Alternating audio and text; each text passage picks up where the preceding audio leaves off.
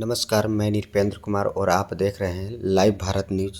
जिसे आप लोगों को बता दें कि आज उत्तर प्रदेश नगीना सांसद आदरणीय चंद्रशेखर आज़ाद रावण जी का आगमन आज पटना के मिलर हाई स्कूल में हुआ, जिसे इनसे मिलने के लिए लाखों लोग पहुँचे। पटना के मिलर स्कूल में आगमन जो हुई है वो income tax glamour Shrimati Ravidas ji के आश्रम में, और उनके प्रतिमा पे फूल माला अर्पण करके, और इन्होंने ऐसे क्या बोले जो कि विरोधियों को उड़ गए आंखों की नींद। उनका जो विचार था बेगमपुरा राज का, उस विचार का राज यहाँ बने देश में, और हर व्यक्ति बिना गम के राज में जिए। बेगमपुरा मतलब बिना गम का राज, जहाँ किसी के जीवन में कोई गम ना हो। ऐसा चाहूँ राज में जहाँ मिले सबनुअन और छोट बड़े सब बसे, रविदास रहे परसन। उसी राज की कल्पना को जो सदगुरु रविदास जी महाराज ने 600 साल पहले देखा, उनके संतान होने के नाते उसको पूरा करने के लिए संघर्ष कर रहे हैं। पिता जो सपना देखता है, उसके औलाद की जिम्मेदारी होती है कि उसको पूरा करें। जगह नहीं, पूरा चढ़ गया। कहाँ से कहाँ निकालते हैं? नहीं, व्यवस्था इस ढंग से ना होना चाहिए।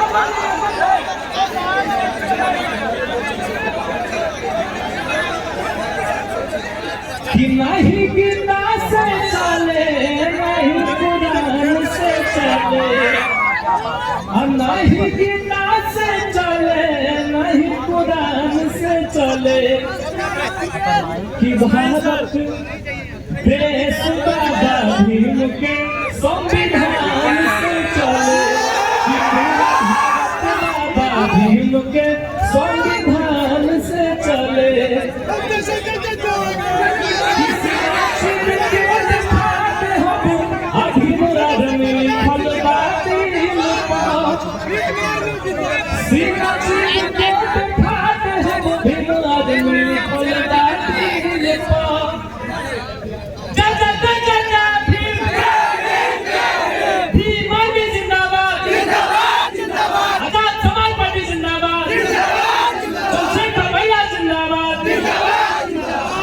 आने वाला कल कमजोरों का, गरीबों का, दलितों का, पिछड़ों का, आदिवासियों का, मुसलमानों का, अन्य धार्मिक अल्पसंख्यकों का और हर जातियों के गरीब लोगों का है।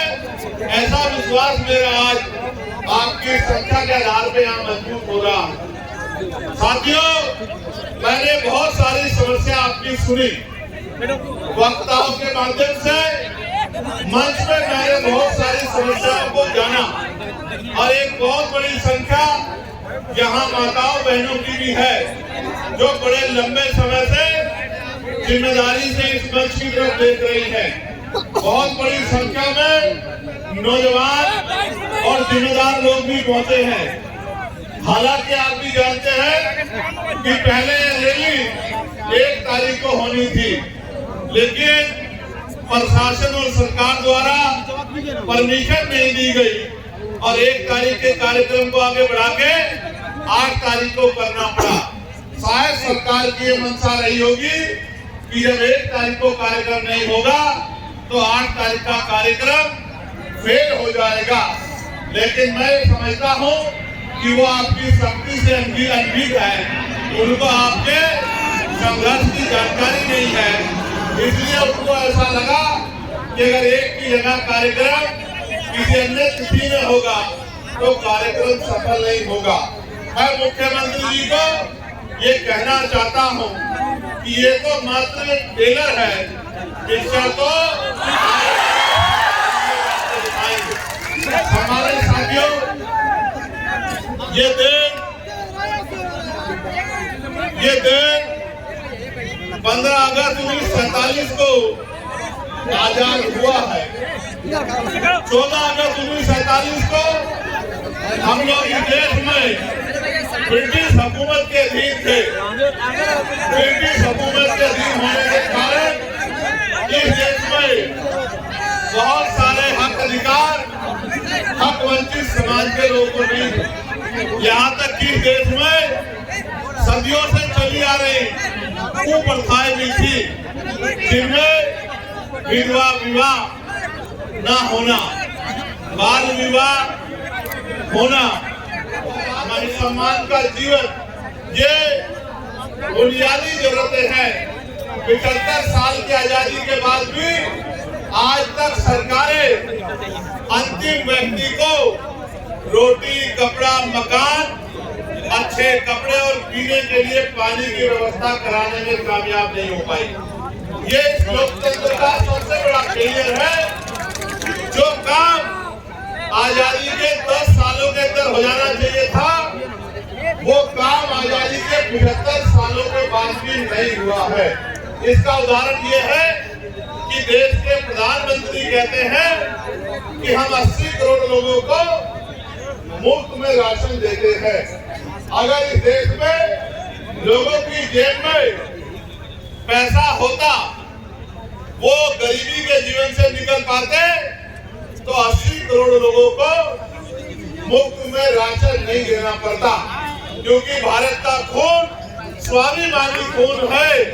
ये हाथ फैलाने में नहीं, मजबूती से संघर्ष करने में भरोसा रखता है, लेकिन इनको मजबूर किया गया है हाथ फैलाने के लिए, सिस्टम बना के किया गया है।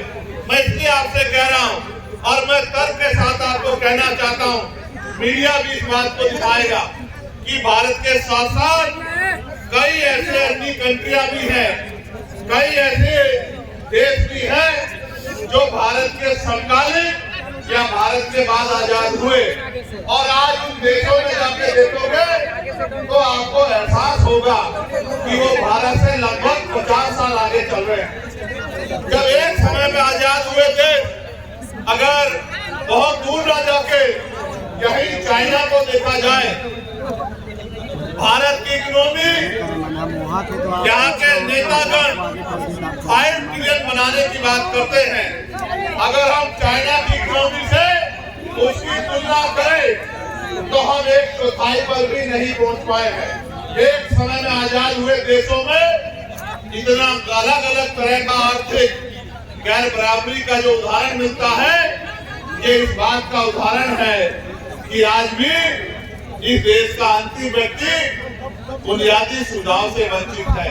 और इन सरकारों के पास उन मजदूरों को देने के लिए, घर पहुंचाने के लिए ट्रेन की व्यवस्था नहीं थी। मेरे परिवार ने इन गरीबों को का पेट भरने के लिए रोटी की व्यवस्था भी नहीं थी। मैंने देखा किस तरह मजदूर पलायन करके आया, कहीं ट्रेन के नीचे जाके मरा, कहीं भूखे पेट मरा, कहीं पानी की कमी के कारण मरा, और माए अपने बच्चों को बैग की चैन के ऊपर अपने बच्चों को लिटा लिटा के सफर कर रही। पैर में छाले पड़ गए, हाथों में छाले पड़ गए, गले सूख गए, हृदय गति रुक गई, हजारों लोगों की जान गई। लेकिन यहाँ की और केंद्र की निकम्मी सरकार बैठ के गरीबों की मौत का तमाशा देखती रही। ये हमने अपनी आंखों से देखा। सबसे ज्यादा मजदूर अगर देश के किसी कोने में जाता है तो वो बिहार का व्यक्ति है, जो अपना पेट पालने के लिए अन्य ऐसे प्रदेशों में जाके रोजगार ढूंढने का काम करता है। ये इन 15-15 साल चली निकम्मी सरकारों की देन है, जिन सरकारों की वजह से आज भी यहाँ का पढ़ा लिखा नौजवान रोजगार नहीं पा पाता है, और माताओं बहनों को भी घर को चलाने के लिए मजदूरी करना पड़ता है। गरिमाई जीवन देने का काम भी सरकार नहीं कर पाई है। आज जब हम लोग आजादी का अमृत उत्सव बना रहे हैं, अभी पार्लियामेंट में सेंट्रल हॉल में ये कहा गया प्रधानमंत्री जी द्वारा कि 75 साल हो गए हैं, ये अमृत काल है। ये कैसा अमृत काल है जहां एनसीआरबी का डाटा ये कहता है कि रोज महिलाओं के शरीर की धज्जियां उड़ाई जाती है, सामूहिक बलात्कार होते हैं, महिलाओं को तेजाब से नहलाया जाता है, महिलाओं के सुमन को रोदा जाता है, महिलाओं को दफ्तरों में और दफ्तरों के बाहर और गांव में शांति व्यवस्था के आगे अपने आत्मसम्मान की रक्षा वो नहीं कर पाती, ये भी हमारे सामने है। और सरकारें कहती है और व्यवस्था कहती है कि भारत एक ऐसा देश है जहां महिलाओं को पूजा जाता है। मेरे बराबर में मीडिया की बहनें खड़ी है, नीचे महिलाएं जो पुलिस की नौकरी कर रही है वो बहनें भी खड़ी हैं। कभी उनके मन से भी पूछ के देखना कि रात को 10-11 बजे क्या वो उत्तर प्रदेश में, बिहार में या उत्तर प्रदेश में या देश के किसी भी प्रदेश में क्या ईमानदारी से निकल सकती है? सच ये है वो अकेले तो छोड़िए, वो परिवार के साथ भी आज नहीं निकल सकती है। ऐसी ऐसी घटनाएं सामने आती है कि हृदय कांप जाता है। और कुर्सी में बैठे नेता और उनके चाटुकार अधिकारी ऐसी ऐसी घटनाओं पे आंखें बंद कर लेते हैं। जब मैं बिहार के साथियों से बात करता हूं तो पता लगता है 13 साल की बच्ची का रेप हुआ, 12 साल की बच्ची का रेप हुआ, 15 साल की बच्ची गायब हो गई, 2 सगी बहनें गायब हो गई, कहीं मार के 2 बहनों को लटका दिया गया। तो ऐसा महसूस होता है कि देश में गरीबों का, और गरीबों में भी दलित पिछड़े आदिवासियों का, उनकी बच्चियों की इज्जत का कोई मोल नहीं है। यहाँ इस देश में कुत्ते, बिल्ली, बकरी, गाय, गधे, घोड़े की इज्जत है, उनके भी सम्मान है, लेकिन इंसानों का सम्मान नहीं है। तो ये महसूस होता है कि ये सरकारें किसका काम कर रही हैं? क्या ये गरीबों का काम कर रही है या ये अमीरों का काम कर रही है? जहाँ हमारे सेना में घोर जातिवाद और अपमान का सामना करने वाले हमारे साथी भी यहाँ मौजूद हैं, जो लंबे समय से इस गैर बराबरी और इस अन्याय के खिलाफ लड़ रहे हैं। लेकिन मुझे बड़े कष्ट के साथ कहना पड़ रहा है कि ये सत्ता के पास भी गए और विपक्ष के बड़े बड़े नेताओं के पास भी गए, लेकिन इनकी समस्या का समाधान सरकार नहीं कर पा रही है। इसका मतलब सरकार नहीं चाहती कि सेना के साथियों के झटके को उठाने वाले साथियों का सम्मान होना चाहिए। सम्मानित साथियों, मैं किस आपके सामने रखूं, मैं तो ये समझता हूँ आज नहीं तो कल इस देश के नौजवान को अपने गरिमामय जीवन के लिए संघर्ष करने के लिए खड़ा होना पड़ेगा। और जब तक इस देश का नौजवान और इस देश में भी बिहार का नौजवान अपने पैरों पे खड़ा होके इस जुल्म, जाति, गरीबी, बेबसी, लाचारी की बेटियों को काटने का काम नहीं करेगा, तब तक इन सत्ता में बैठे फर्जी मसीहाओं के जरिए आपकी जिंदगी बदलने वाली नहीं। हमारे साथियों, आप ये जानते हैं कि हमारे संतों, गुरुओं, महान पुरुषों ने अपने बच्चों का बलिदान देके इस देश में संविधान के रूप में एक इतनी बड़ी शक्ति हमें दी, एक जीवित ग्रंथ हमें दिया जो संविधान अंतिम व्यक्ति को भी सम्मान का जीवन दिलाने की बात करता, जो अंतिम व्यक्ति को भी गारंटी देता है रोटी, कपड़ा, मकान की, जो महिलाओं को भी पुरुषों के बराबर मुख्य धारा में खड़े होकर सम्मान का जीवन देने की गारंटी देता है। लेकिन सम्मानित साथियों, आज जब हम आकलन करते हैं, चिंतन करते हैं, तो हमें महसूस होता है कि देश संविधान से नहीं चल रहा है। सत्ता में बैठे अहंकारी लोग संविधान को ताक में रख के देश को और देश को चलाने का काम कर रहे हैं। नौजवान परेशान है, किसान परेशान है, सेना का जवान परेशान है, होमगार्ड के भाई परेशान है, चौकीदार परेशान है, महिलाएं परेशान है, ममता बहनें परेशान है। और अगर कोई परेशान नहीं है तो वो आपके राजभवन में और आपके विधानसभा में बैठे आपके नेता जो मोटी मोटी तनख्वाह देके अपना और अपने बच्चों का ध्यान रखते हैं, अपने बच्चों को विदेशों में पढ़ाते हैं, अपने बच्चों का इलाज प्राइवेट हॉस्पिटल में कराते हैं और गरीब जनता को जुमला बोल बोल के बेवकूफ बनाने का काम करते हैं।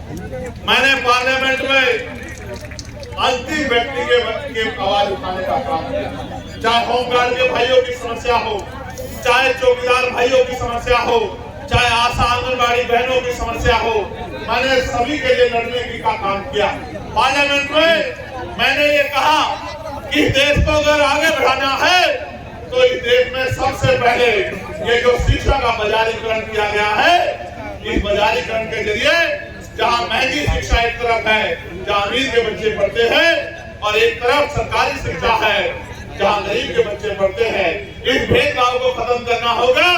और प्रधानमंत्री, राष्ट्रपति से लेकर मुख्यमंत्री, विधायक, सांसद और क्लास 1 के अधिकारी से लेकर और क्लास के कर्मचारी तक के बच्चों का, गांव के सरपंच से लेकर और विधायक, MP सबके बच्चों का की पढ़ाई सरकारी स्कूल में होनी चाहिए, जहाँ किसान का बच्चा बैठ के पढ़ता है, जहाँ मजदूर का बच्चा बैठ के पढ़ता है, उसी टेबल पे मंत्री, विधायक, सांसद, मुख्यमंत्री, राज्यपाल का बच्चा भी पढ़ना चाहिए। तब जाकर जब DM का बच्चा उसी क्लास में बैठा होगा, जब SP का बच्चा उसी क्लास में बैठा होगा, और आपके मेरे गरीब परिवार का बच्चा भी उसी क्लास में बैठा होगा, एक समान शिक्षा मिलेगी, तब जाके शिक्षा के दरवाजे परमानेंट के लिए गरीबों के लिए खुल जाएंगे, और ये गरीब अमीरों को उछाड़ के अपनी गरीबी की बेड़ियां काटने का काम करेंगे। जब मैंने आवाज उठाई तो सत्ता में बैठे लोगों को बड़ी तकलीफ हुई। जब मैंने आवाज उठाई तो सत्ता में बैठे लोगों को बड़ी तकलीफ हुई। वो तकलीफ इसलिए हुई कि जब मैंने प्राइवेट स्कूलों पे उनको बंद करने की बात की, तो जिन नेताओं ने प्राइवेट स्कूल खोले हैं उनको लगा चंद्रशेखर तो उनके रोजगार को बंद करवा देगा। मैं ये कह रहा हूं, नेताओं का रोजगार बंद होता हो तो हो जाए, गरीब के बच्चों के आगे बढ़ने का रास्ता बंद नहीं होना चाहिए। क्योंकि बाबा साहब अम्बेडकर ने कहा था कि शिक्षा शेर जी का दूध है, जो पिएगा वो खाएगा। आज अगर मैं अपनी बात को रख रहा हूँ तो इसी शिक्षा की वजह से रख रहा हूँ कि मुझे शिक्षित होने का मौका मिला है, और मैं लोगों की समस्या को समझ सकता हूँ और सरकार को समझा सकता हूँ। मैंने ये कहा पार्लियामेंट में कि अगर इस देश को बदलाव करना है तो हेल्थ पॉलिसी में सुधार की जरूरत है। पूछा गया कैसी होनी चाहिए, मैंने कहा होनी ऐसी चाहिए कि गरीब के बच्चों को भी, गरीब आदमी को भी सरकारी अस्पताल में इलाज के लिए सरकार कहती है कि हमने बड़े अच्छे सरकारी अस्पताल बना दिए हैं। बिहार के लोगों को तो मैं ये कहूंगा कि मैंने बाढ़ में आपके तैरते हुए हॉस्पिटल देखे, मैंने आप छोड़िए गया को छोड़िए, मोतिहारी को छोड़िए, बक्सर को छोड़िए, मैंने तो पटना के हॉस्पिटलों में 2-2 फीट पानी भरा हुआ देखा है, स्ट्रेचर थेरेपी भी देखी है, दवाइयां थेरेपी भी देखी है। यही डबल इंजन की सरकार का विकास अभियान है, तो इसे सुधार है। तो मैंने कहा, गौर करके सुनना, मैंने कहा कि जो नेता गरीबों से कहते, जनता से कहते कि आपके लिए अच्छे अस्पताल बनवा दिए हैं, उन नेताओं का इलाज भी उन्हीं अस्पतालों में होना चाहिए। नेताओं का इलाज तो प्राइवेट हॉस्पिटल में होता है, विदेशों में जाके होता है, फोर्टिस में होता है, मैक्स में होता है, और गरीबों का इलाज सरकारी अस्पताल में होता है, जहाँ डॉक्टर नहीं है, जहाँ दवाई नहीं है। डॉक्टर के पास जाओगे तो ऐसा व्यवहार करेगा। सब डॉक्टर तो बुरे नहीं है, लेकिन बहुत सारे डॉक्टर ऐसा व्यवहार करते हैं कि ये गरीब जबरदस्ती उनके अंदर उनके अस्पताल में घुस गए। दवाई नहीं मिलेगी, कोई मशीन नहीं है, एक्सरा, ECG, MRI, कोई मशीन नहीं है, बाहर से टेस्ट कराओ, जेब काटने का काम होगा। तो मैंने ये कहा कि प्रधानमंत्री हो, राष्ट्रपति हो, केंद्रीय सचिव हो, प्रमुख सचिव हो केंद्र के, या मुख्य सचिव हो, या DM हो, SSP हो, या मुख्यमंत्री हो, या मंत्री हो केंद्र के, स्टेट के, विधायक हो, सांसद हो, सबका इलाज और उनके बच्चों का इलाज सरकारी अस्पताल में होना चाहिए। जब उनका इलाज सरकारी अस्पताल में होगा तो आप देखना डॉक्टर भी होंगे, दवाई भी होगी, टेस्ट भी होंगे और गरीबों की जेब भी कटनी बंद हो जाएगी। ये बात मैंने पार्लियामेंट में रखी। सम्मानित साथियों, मैं लगातार बिहार को संघर्ष करते देख रहा, बहुत सारी समस्याएं मेरे सामने रखी हैं। मैं आपको बहुत बड़ी गारंटी तो नहीं देता, क्योंकि इस गारंटी का काम तो देश के प्रधानमंत्री ने ले रखा है कि वो गारंटी बहुत देते हैं। वो तो इतनी गारंटी देते हैं कि इनकी गारंटी में कमजोर वर्गों के जीवन की गारंटी भी पीछे चली गई है। इसलिए मैं आपको एक ही गारंटी दे सकता हूँ कि रोटी, कपड़ा, मकान, पीने के लिए साफ पानी, पहनने के लिए अच्छे कपड़े, अच्छी शिक्षा, अच्छी चिकित्सा और नौजवानों को, पढ़े लिखे नौजवानों को रोजगार, महिलाओं को घर पे कुटी धोख ला के रोजगार, ये बहुत कोई बड़ा काम नहीं है। मैं आपको गारंटी देता हूँ, आने वाले समय में आप आजाद समाज पार्टी को अवसर देना। अगर एक साल के अंदर ये काम करके नहीं दिखाया तो जो आप कहोगे वो बात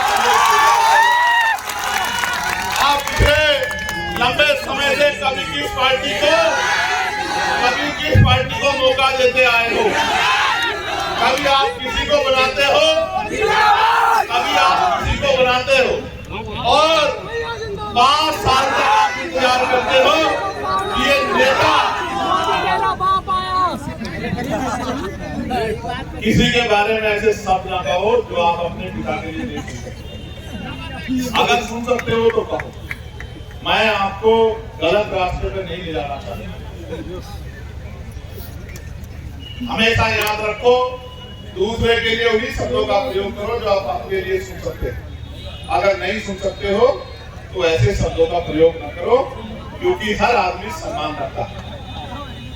हमारा उनका राजनीतिक विरोध है, उनके कार्यशैली अच्छी नहीं है, हम उनकी आलोचना कर सकते हैं, उनके द्वारा बोले गए झूठ को बेनकाब कर सकते हैं, जनता के सामने उनकी हैसियत को रख सकते हैं, लेकिन किसी को गलत कहना व्यक्तिगत रूप से ये अच्छा नहीं है। इसलिए मैं अपने साथियों से कहूंगा कि वो समझदार बने। साथ साथ मैं आपको ये कह रहा था कि यहाँ के नेताओं को आपने भरोसा किया। आप चुनाव से पहले वो आपकी गली में आते, आपके पैर पकड़ते, आपको चाचा, ताऊ, भाभी, बहन, चाची, ताई, पता नहीं क्या क्या शब्द कहते हैं, शराब पिलाते, मिठाई खिलाते, कपड़ा लौटाते, सारे काम करते हैं। क्यों?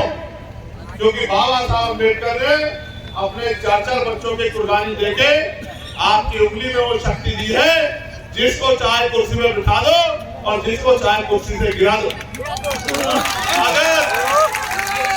अगर ये वोट की शक्ति आपके पास नहीं होगी सम्मानित साथियों, तो आपकी बस्तियों में पैर रखने के लिए कोई नहीं जाता। ये बाबा साहब अम्बेडकर के संघर्षों का परिणाम है कि चुनाव के बीच में, चुनाव के समय ये लोग आपके बीच आते हैं, लेकिन चुनाव के बाद क्या? 5 साल तक आप लोग इंतजार करते हैं कि नेता दोबारा दिखाई दे जाए, लेकिन नेताजी दोबारा नहीं आते। आप उनके दरवाजों पर जाते हो तो वो गेट बंद कर लेते हैं और ये कहते हैं कि नेताजी यहाँ नहीं है। आप ये बताओ, इन नेताओं के सहारे आप अपनी लड़ाई लड़ लो? मैं आपको 3-4 समस्या यहाँ की रखता हूँ, जो साथी यहाँ उपस्थित भी है। एक समस्या जो बड़ी समस्या है वो हमारे होमगार्ड के भाइयों की है।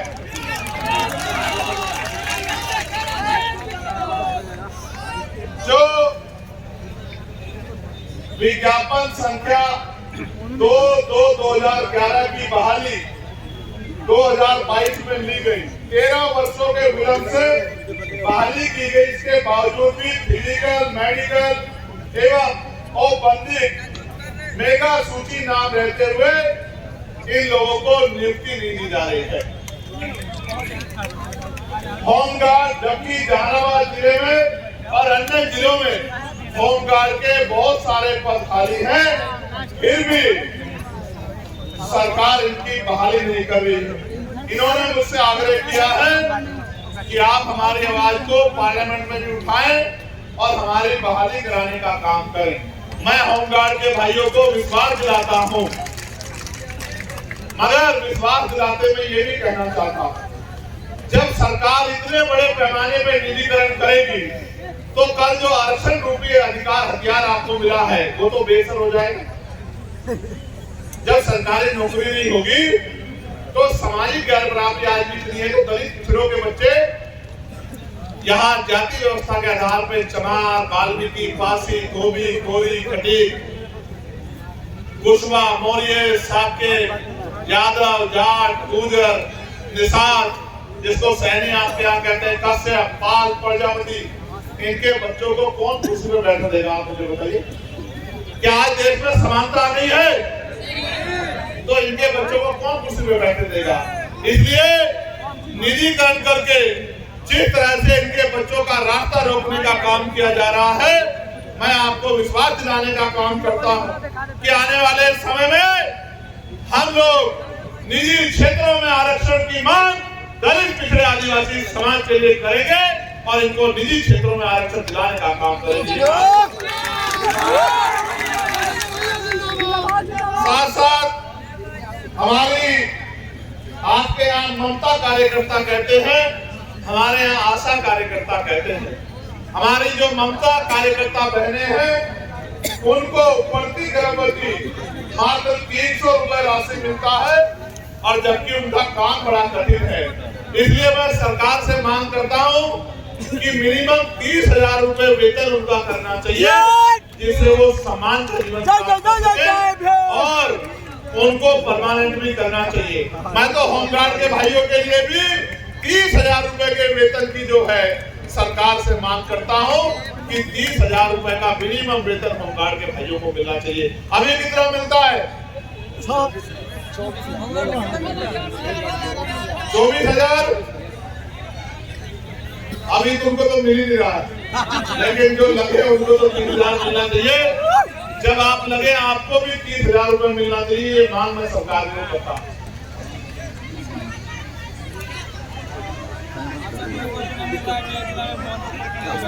ज्वाइनिंग भी हो रही है ना, ज्वाइनिंग भी होगी और जिस दिन ज्वाइनिंग होगी आप लोग बहुत बहुत धन्यवाद भी चंद्रशेखर आजाद का, बिहार में आजाद समाज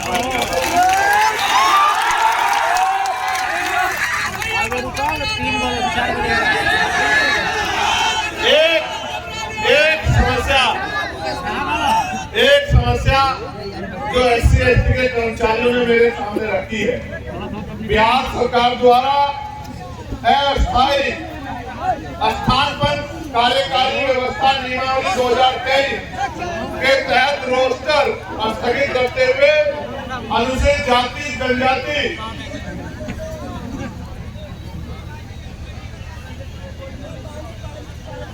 कोटि के अनुमान्य 17% पदों को फ्री रखकर शेष 83% पदों पर मूल कोटि की वरीयता के आधार पर प्रोन्नति के पद 56 में विहित वेतनमान के साथ उच्चतर पद पर कार्यकारी प्रभार माननीय सर्वोच्च न्यायालय में लंबित सिविल अपील संख्या 4800/2017 में पारित होने वाले अंतिम आदेश के फलाफल से प्रभावित होने की शर्त पर दिया जा रहा है, जबकि अन्य वर्गों के लोगों को आरक्षण को दुकान बंद करवा दिया तो ताड़ी बंद करवा रहा है, तो बिहार सरकार रफ्तार के पेड़ को कटवा दीजिए, नहीं तो बिहार का पासी समाज ताड़ी उतारेगा।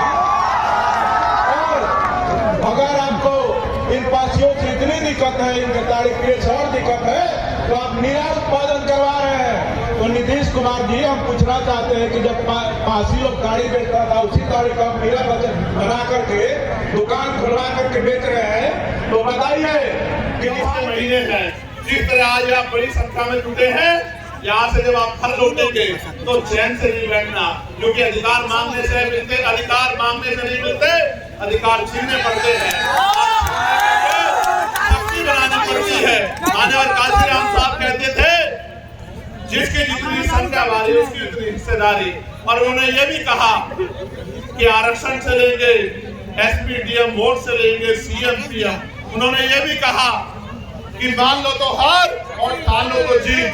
अगर आप ठान लोगे तो ये निकम्मी सरकारें भी हटेगी और आपके हाथ में भी ताकत आएगी। अपने गांव के कार्यकर्ता से कहना चाहता हूं कि वो आज से रजिस्टर बना ले और एक एक घर को जोड़ के भाईचारा बनाने का काम करे, बहुजन समाज में एकता बनाने का काम करे, अपनी शक्ति बनाने का काम करे और आने वाले समय में संघर्ष के बलबूते किसी आगे हाथ फैलाने वाला नहीं, कलम की ताकत अपने हाथ में लेके लोगों के भविष्य को बदलने वाली शक्ति अपने हाथ में सत्ता के रूप में लेने का काम करे।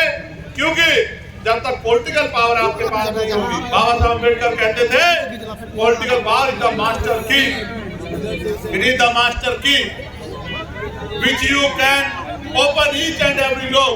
पॉलिटिकल पावर यानी कि राजनीतिक सत्ता वो चाबी है जिसके द्वारा आप सारी परेशानियां यानी कि सारी समस्याओं के ताले खोल सकते हैं। आप मुझे मौका दे दो, आजाद समाज पार्टी भीम आर्मी के हाथ मजबूत कर दो। अगर आपका एक बच्चा बेरोजगार घूम जाए तो फिर चंद्रशेखर आजाद से सवाल करना मेरे जिसको सरकारी नौकरी नहीं मिलेगी उसको प्राइवेट सेक्टर में काम देंगे, उद्योग धंधे लगा के आपके जिलों में रोजगार देंगे और जिनको प्राइवेट सरकारी नहीं करना उनको लोन देके उद्योग लगाने का अपना काम करने का मौका देंगे। महिलाओं को कुटीर उद्योग लगा के घर तक रोजगार दिलाने का काम करेंगे और इस गुंडागर्दी को जड़ से खत्म करने का काम करेंगे, इज्जत समाज की जिंदगी दिलाने का काम करेंगे।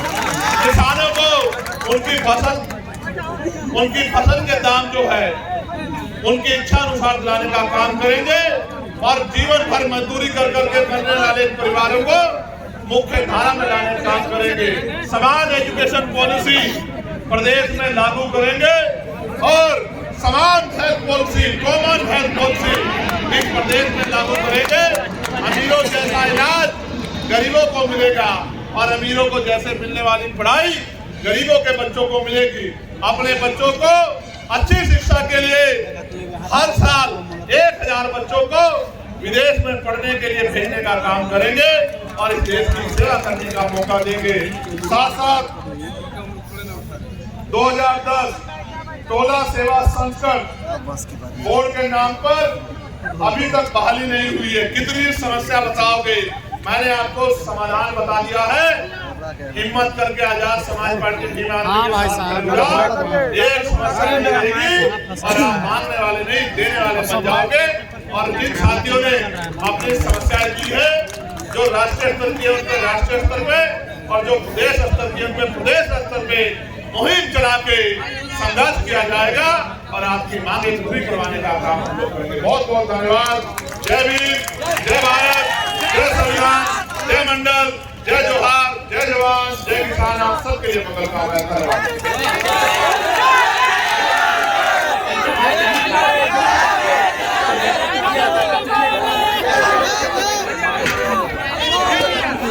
देखो शेर आया। उस अभ्यर्थी को पीट कर सरकार ने अपराध किया है। मैं ऐसी निकम्मी सरकार की आलोचना। बिहार में एनडीए और महागठबंधन है, कैसे इन दोनों के समीकरण? इनका गठबंधन कितना ताकतवर है ये आप बेहतर जानते हैं। हमें जनता के साथ गठबंधन करना है और जनता की ताकत से हमें को हराना है। ममता जी ने कहा है कि इंडिया आप ब्लॉक पर लीड कर सकती हो अगर कांग्रेस नहीं लीड जाएगा। एमपी आपके उनके घर का मामला में कितने सीटों पर तैयारी है? सर्वे कराए जा रहे हैं।